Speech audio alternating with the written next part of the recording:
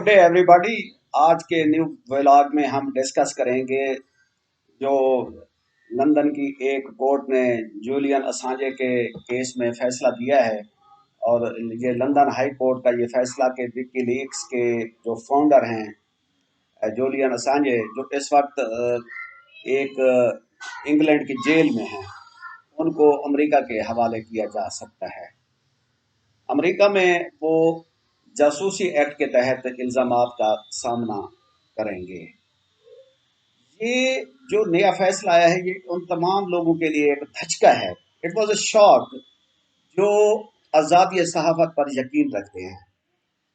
एक निचली अदालत ने इस साल के शुरू में असांजे की हवालगी के हवाले से अमेरिकी दरख्वास्त को मुस्तरद किया था कि वो उनकी जो दिमागी सेहत है, जो इस वक्त जितने स्ट्रेस में है, तो उन उसको मद्देनजर रखते हुए इनको अमेरिका के हवाले नहीं किया जा सकता।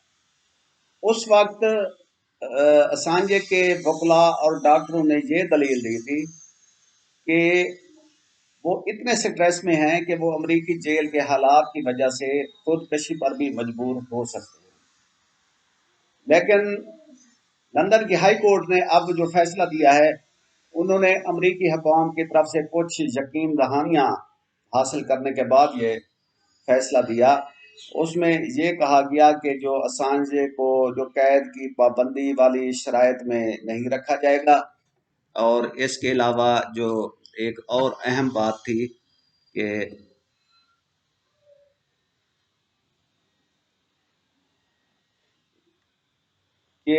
अमेरिका में उनके साथ अच्छा सलूक किया जाएगा।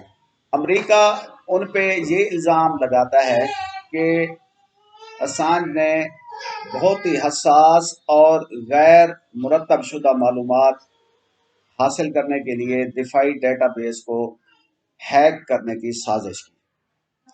अमेरिका का ये भी कहना है कि ये जो विकीलीक्स थी, वो काफ़ी सारी जानों को खतरे में डालते हैं। काफ़ी सारे लोगों को जिंदगियों का खतरा हुआ है उन लीक्स के आने के बाद।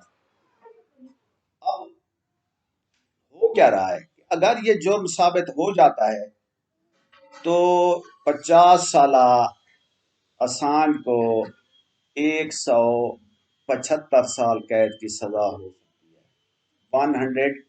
175 ईयर्स इन प्रिजन।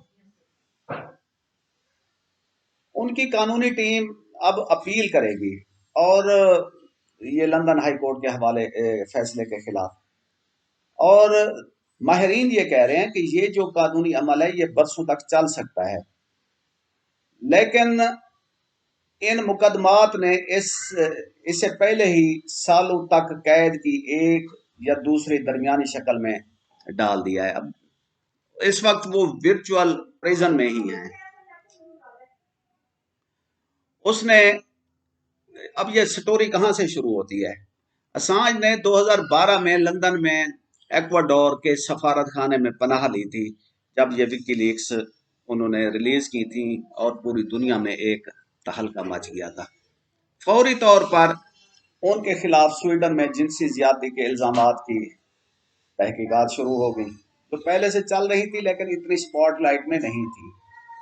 और बाद में उन्हें खारिज कर दिया गया था, लेकिन वो दोबारा से वो केस खुल गया।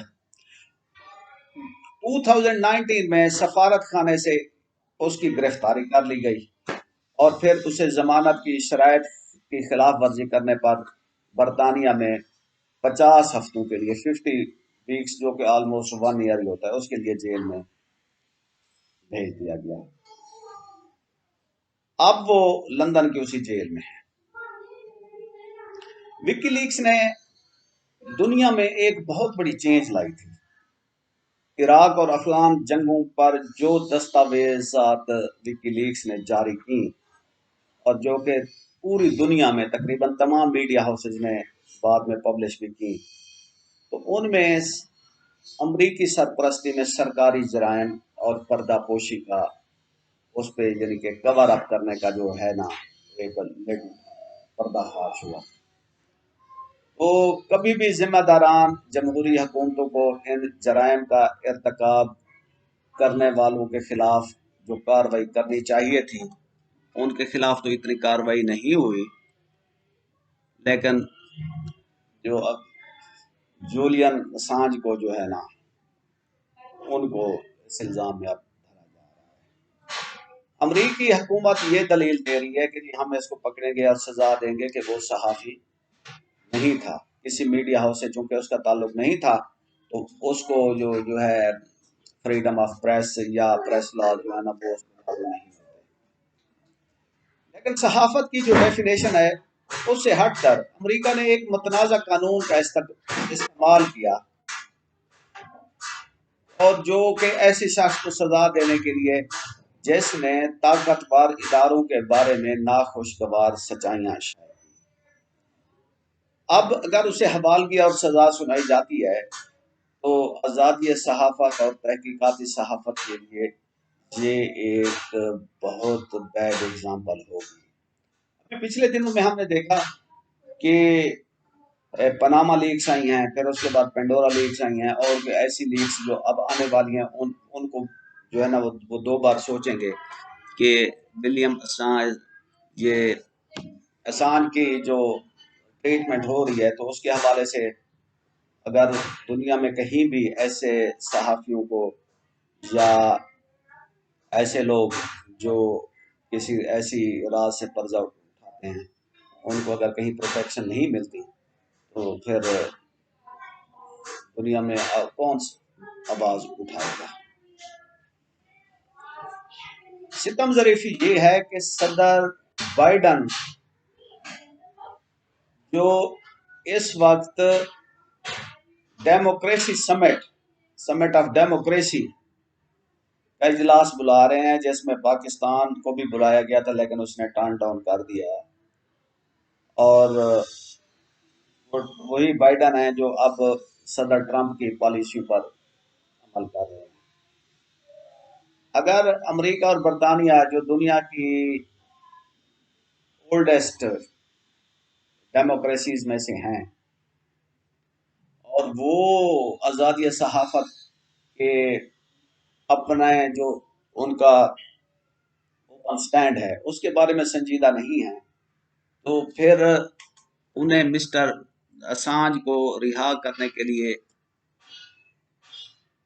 کون آواز اٹھائے گا؟ آزاد دنیا نے اس آدمی کی طاقت کے غلط استعمال کو بے نقاب کرنے کے لیے جیسا آزمائش میں ڈالا ہے، اس کی زندگی سے کئی سال چھین لیے ہیں اور اس کی صحت کو متاثر کیا ہے، تو یہ ہمیشہ نہیں ہونا چاہیے۔ اسانج جو ہے وہ ایک ماڈرن ڈے جرنلزم کا ہیرو ہے، پریس آف فریڈم کا ہیرو ہے۔ امریکی جو سامراجی طاقتیں ہیں جنہوں نے عراق اور افغانستان میں اپنی طاقت کے بل بوتے پر انسانی حقوق کی خلاف ورزیاں کی ہیں ان کو سامنے لانے والا ایک بہت ہی اہم کردار ہے۔